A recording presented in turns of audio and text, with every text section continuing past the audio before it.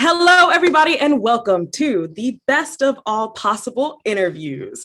I am Myah Rose Paden, and I am currently the host of the culture and music podcast, Thorn Thistle, which is available on all streaming platforms, as well as I had the pleasure of singing in the Opera Company of Middlebury's production of Saint Jean in 2019. And I am thrilled to be back with the company to promote OCM's new production of Candide, which will be available for streaming online as soon as June 15th to June 30th.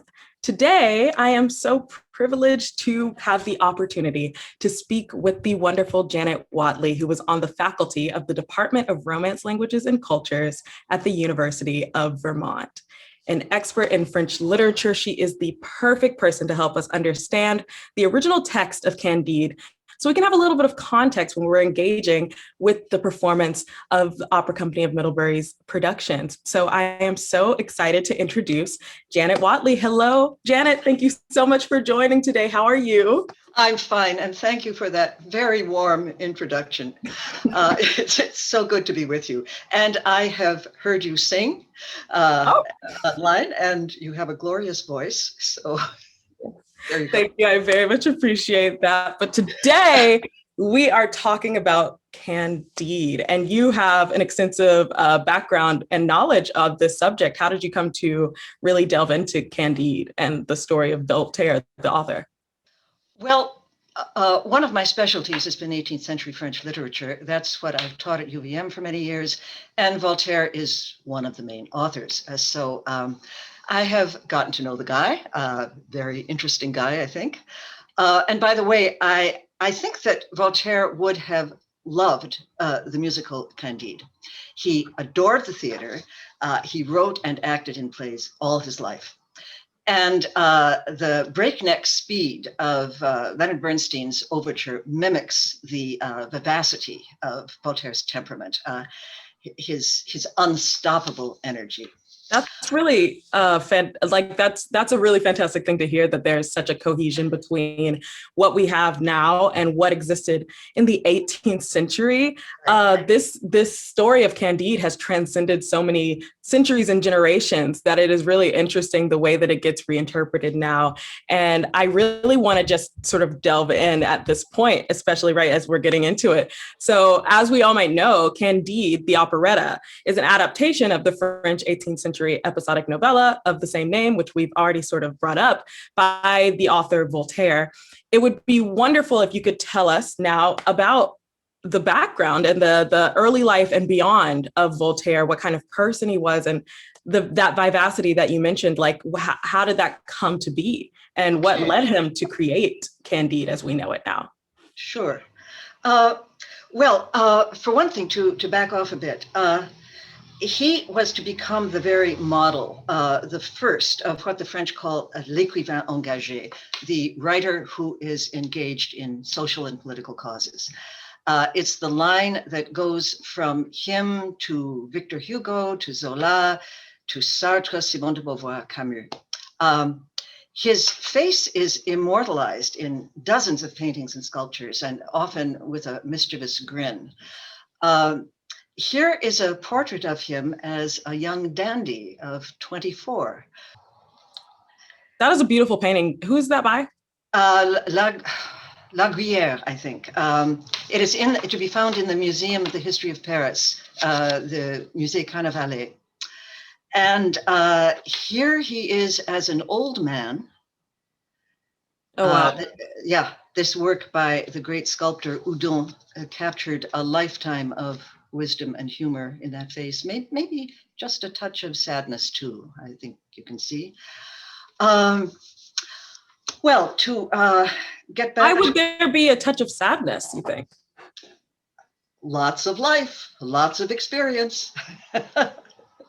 We'll get to that. Of course. He was born late in the reign of Louis XIV, the Sun King, and he died in 1778, just about a decade before the French Revolution. And he was a chief motor in that profound cultural shift known as the Enlightenment. And in some ways, he was a self-created being. You and I have talked about that.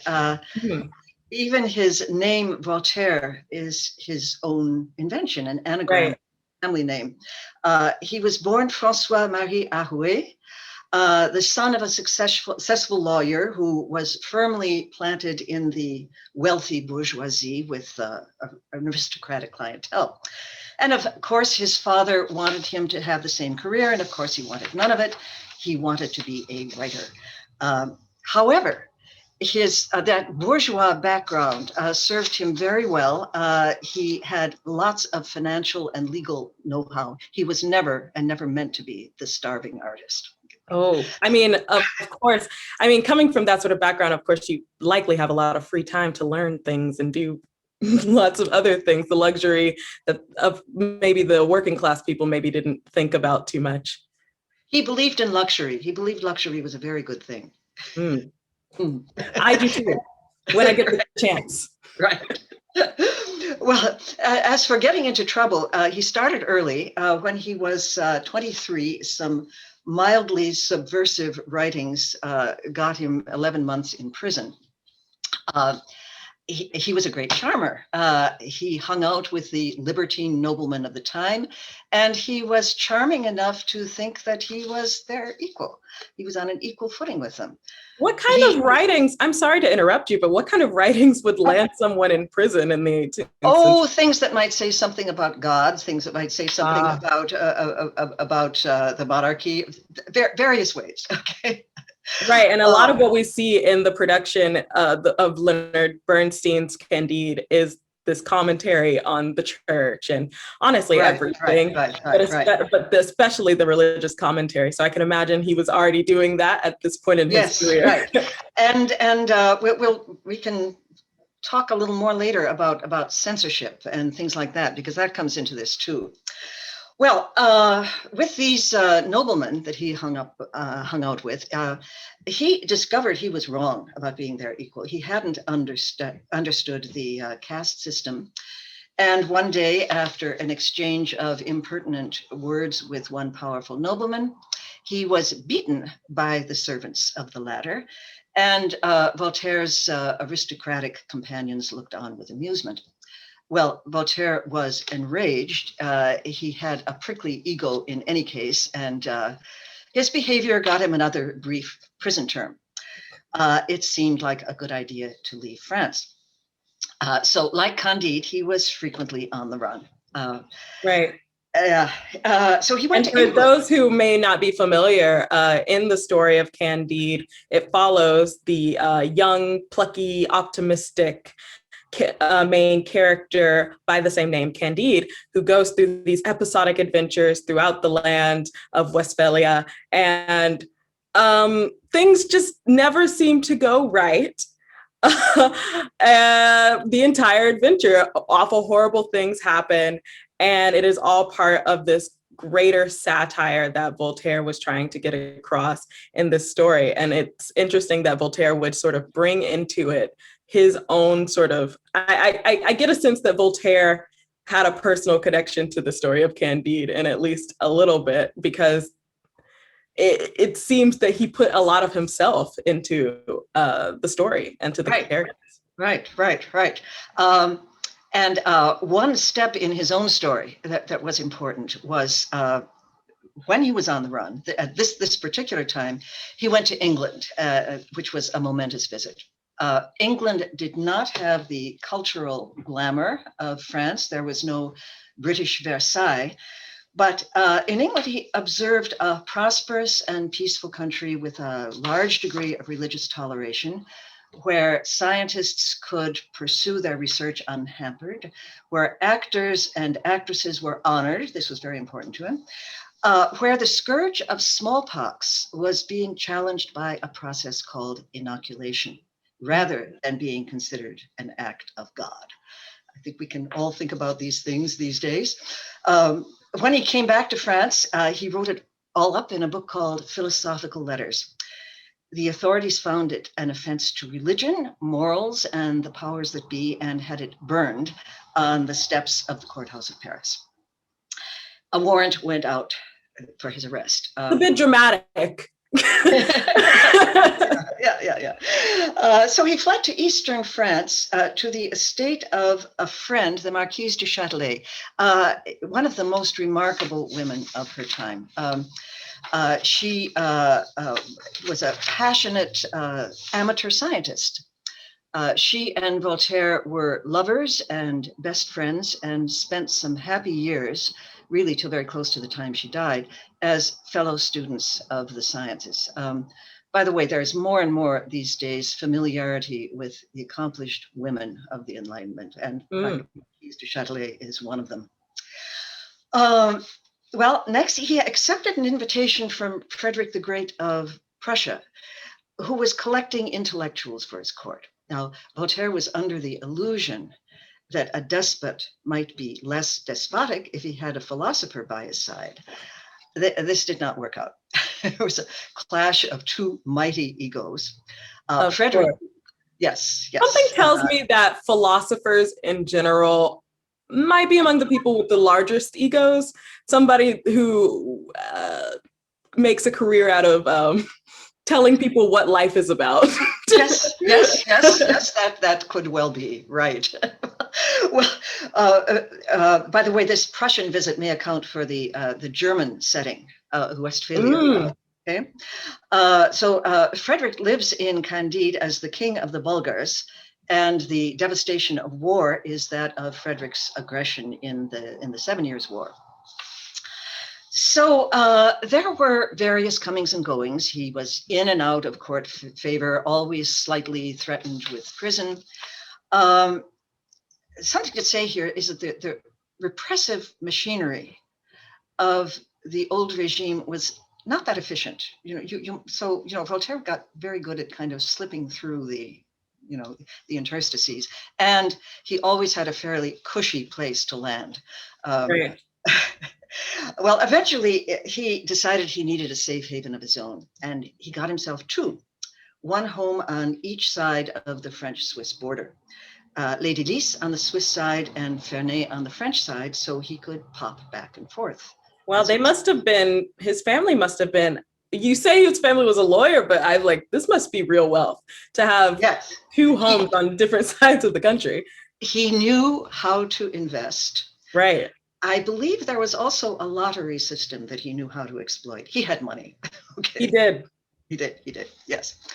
Well, Ferney became his own little kingdom where he threw himself into all kinds of development, agriculture, small industries, his own theater, of course, and he loved it all. So that was the base, home base from which he wrote inexhaustively, with great speed, all these short works that spread his fame throughout Europe, reaching an ever-growing reading public. And in this flood of writing, the Contes philosophiques, the philosophical tales, are by far the best known, and Candide, absolutely the best known. And what's interesting is that, well, you say spread his fame and maybe perhaps also his infamy, but then I was also going to say that Candide, the Leonard Bernstein version, the original version is extremely long.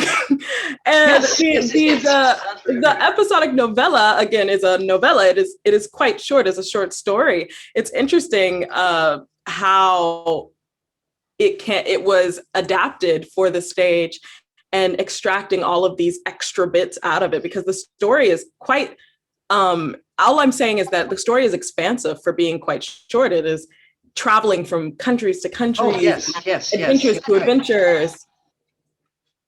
But also it is pretty pessimistic for the majority of the story.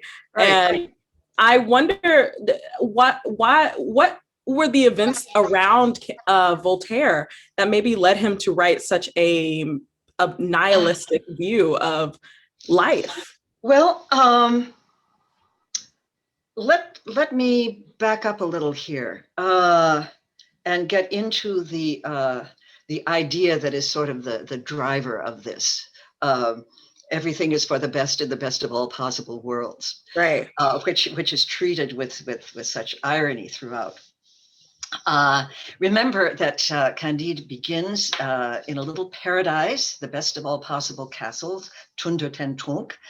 And Candide, an illegitimate offspring of the family, and Cunegonde, the very legitimate daughter, are dutifully imbibing the teachings of their schoolmaster, Pangloss. Now, Candide, like the young Voltaire, doesn't understand the caste system. Having the impudence to want to marry Cunegonde, he is kicked out of his little paradise and launched into the adventures and misadventures that make up the plot. Right.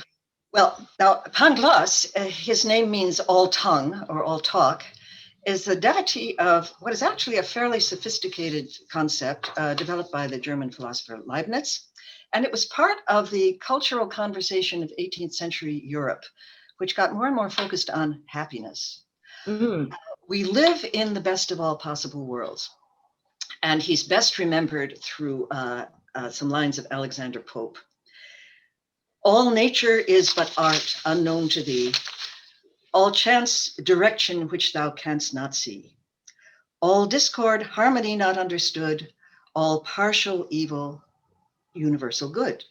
And spite of pride and erring reason's spite, one truth is clear, whatever is right.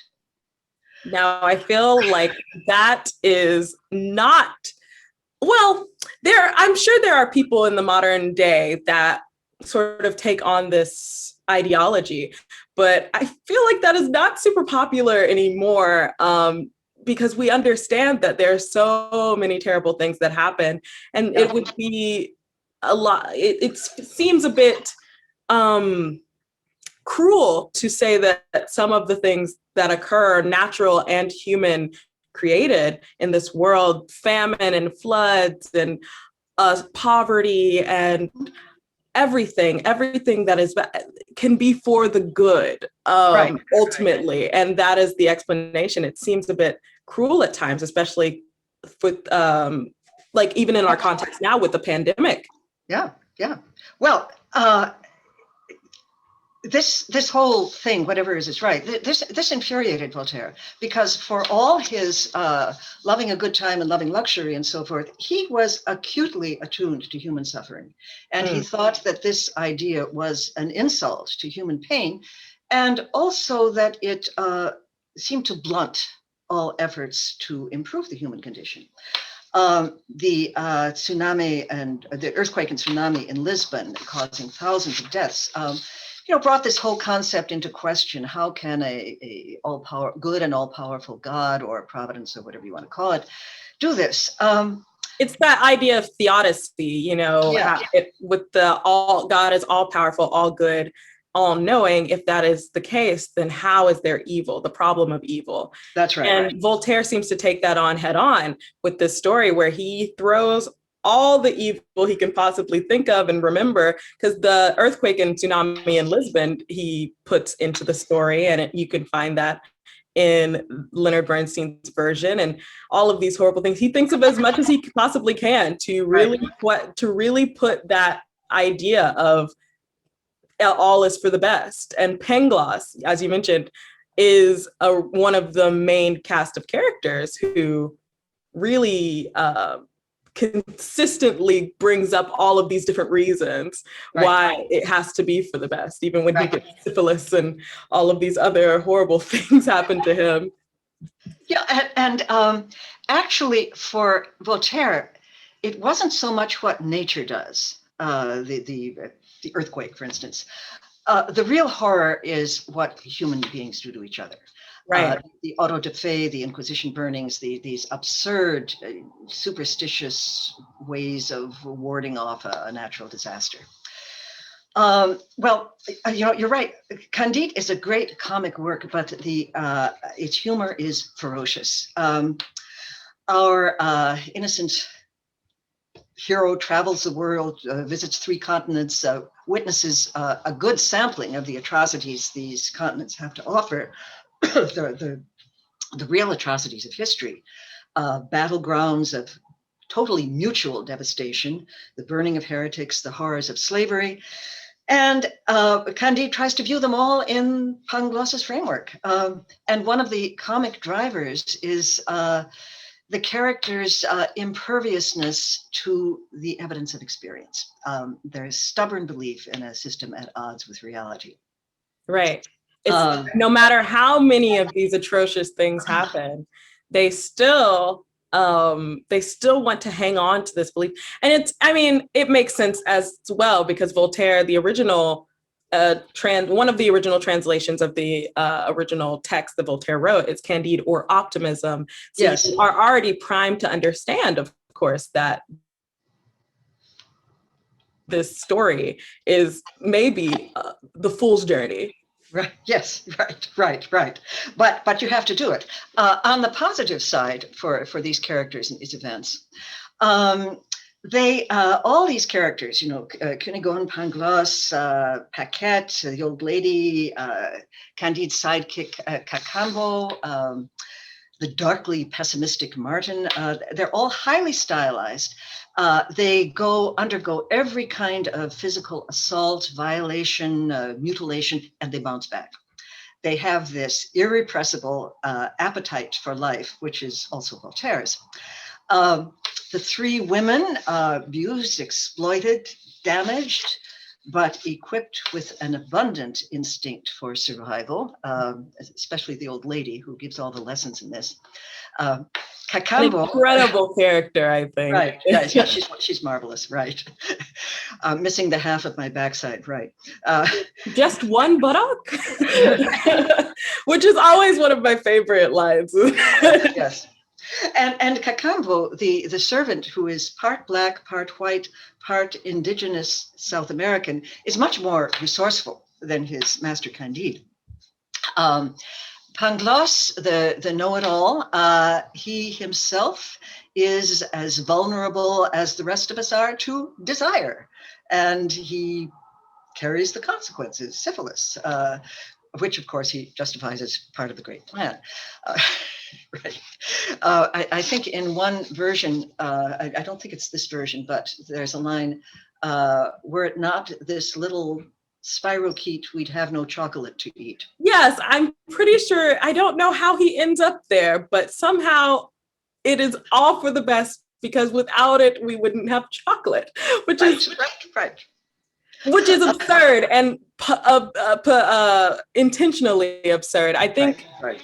I think it's worth mentioning that throughout the years, the Leonard Bernstein operetta has undergone endless editing, nipping and tucking, to make it sort of suitable to audiences, not only just on like a relatability factor, because I think every production is going to be different. And I think this new production with Opera Company of Middlebury is going to be particularly special, because we are doing it in this sort of multimedia way. And it's going to be a very interesting vision that I'm excited to see when it comes out on June 15th.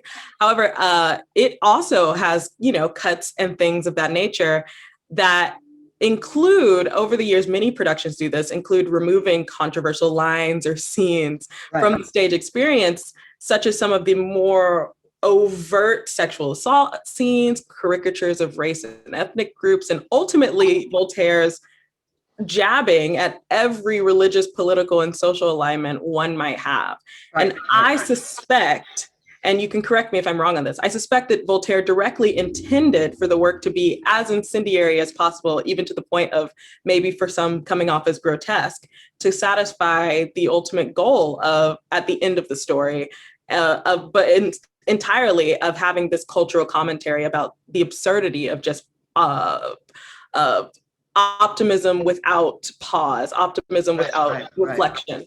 Right. And while we're talking about versions here, I want to bring in an episode that I believe was in the longest version, but does not make it into this version. And I think we'll see why.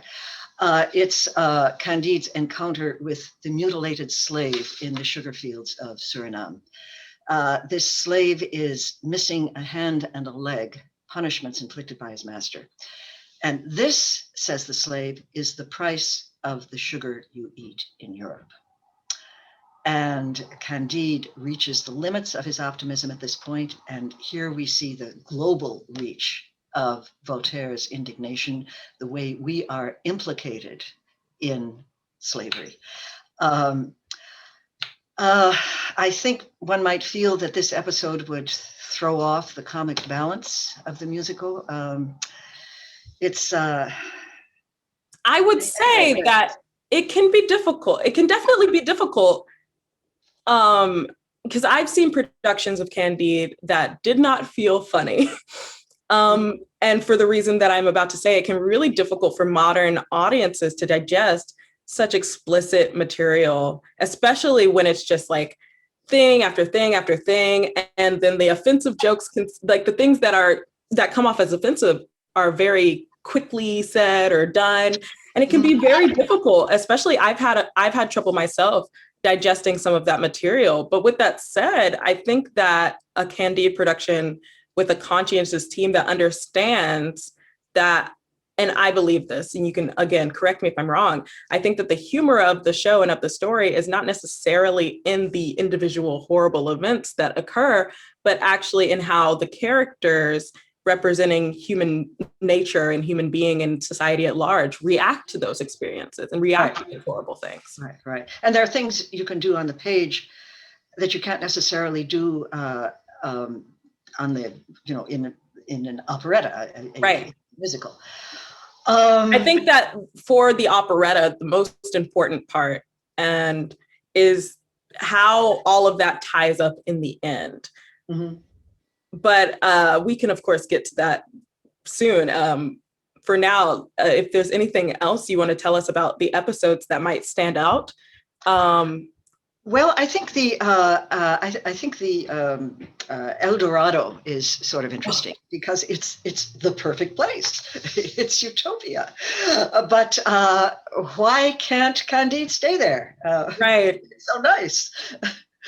Well, finally making it to the land of gold, and everyone's happy and everyone's fed, and there are lots of sheep for some reason. Everyone's good, and everyone's good. Everyone's good. Yeah. Well, I think that Voltaire feels that human beings aren't perfect and aren't made for perfection. They're made for striving. They're made for yearning, and Candide is driven by his search for Cunégonde, his love, his ideal. But when he finds her, she doesn't resemble this ideal. She's Voltaire says bluntly that she's ugly and bad-tempered, although an excellent pastry cook. And at the end, Candide looks at what time and the insults of experience have done to her and accepts her. And the surviving characters create their little farm on the border of Europe and Asia, and battered and scarred by life, but ready to do the next thing, the next possible thing. And the next possible thing, they say, I mean, the ending line of Voltaire's work and the ending number of Bernstein's is this idea of let us cultivate our gardens, and then last number, make our garden grow, which of course, for many people who are familiar with Candide, the operetta, it is one of the most memorable, visceral, and poignant moments of the show, and honestly can be an extremely touching moment because in the music, the orchestra cuts out and the cast and the chorus and the main cast come together singing about how we must put aside all of this that has just happened and really just hone in on our gardens and to make our gardens grow. How do you interpret the ending? Let us cultivate our gardens. Yeah, it's had a number of interpretations, lots of arguments. Does it mean a self-centered taking care of your own little plot without concern for what goes on? I don't think that's what he meant. I think he meant cultivating what it is in your power to cultivate, and not seeking meaning in vast, vague theories, but creating your own sense. This mildly ironic, considering how philosophical this work is, that he would seek to make a point that ultimately, it seems to me that he's saying, most people shouldn't be philosophers or dig too deeply into all of this extra stuff and trying to figure out why things are. But I'm not sure. That's how it comes off initially, I think. I think he means a different kind of philosophy. Let us try before we die to make some sense of life. Well, there's Voltaire, the human being, did just that in a new way in his later years. And I don't want to leave him before we talk about the Calas case, because he became not just a satirical writer, but a powerful champion of human rights. And I think we need to think about that a minute. This has to do with the case of Jean Calas. Now, in Catholic France, Protestants led an endangered existence. They had to lie low.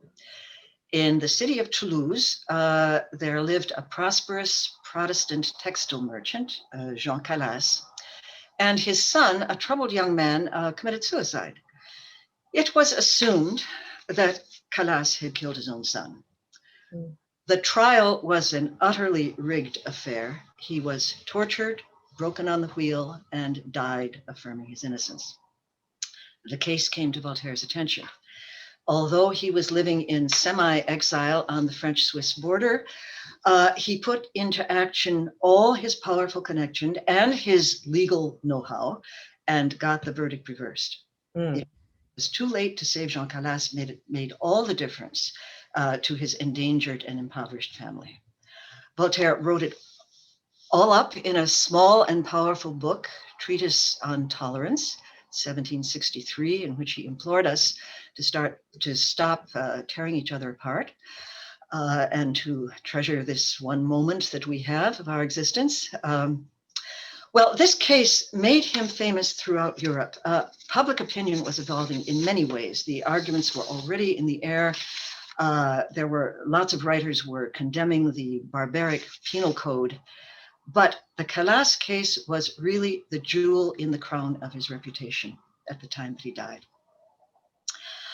That's a very important thing to mention that I think really ties the whole story of Voltaire and Candide together, is this idea that, you know, when he says, let us cultivate our gardens, at the end of Candide, a person can feel a little bit like, does that mean that I shouldn't care about all of these horrible things that happen? And I think that that's really relevant in our social context today, because a lot of people are now becoming aware of some of the injustices that happen in our country and in our communities and in the world. And people are maybe overwhelmed by how much pain and how much suffering that goes on by the hands of other human beings in this world, to the point where a lot of conversations are being had about what can we do? What should we be doing? What are the solutions? What are the answers? And it seems that Voltaire is saying that it's not as important how to fix every problem that has ever existed in the world, but whatever you can do, whatever is available to you, whatever community that you exist in, because it's not that he went out of his way to another country to do humanitarian work. He saw a person in need nearby that he could help, and he helped that person. And I think that is sort of the idea that I think is an important takeaway that I've taken away from this story of Voltaire's life and from the story of Candide, is this idea that, you know, whatever you can do in your community, in your family, in your space, in that society in which you live, that is the garden in which you should cultivate. And I think that is really beautiful. That's right. And what he used was his own power, his own social power, and his legal training. And again, that will, that energy to do something.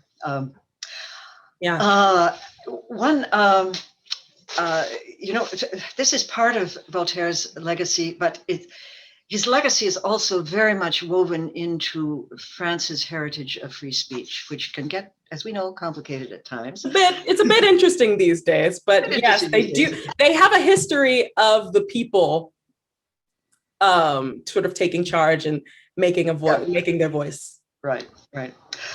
Well, 2 centuries later, another gadfly, Jean-Paul Sartre, was annoying the French government. And to the suggestion that he be locked up, Charles de Gaulle answered, "One does not imprison Voltaire." That is so poignant and so visceral. And I love that quote. Thank you so much, Janet, for everything that you have imparted on me and on the rest of us. On the behalf of Opera Company of Middlebury of Candide, thank you so much for sharing your expertise with us today. And I think that's a great place for us to end. For everybody watching, you can definitely, I implore you to go and stream the Opera Company of Middlebury's new production of Candide, which will be streaming on their website, ocmvermont.org, as soon as June 15th until June 30th. This has been me, Myah Rose Paden, and Janet Whatley. Thank you so much for watching again, and we will see you at the show.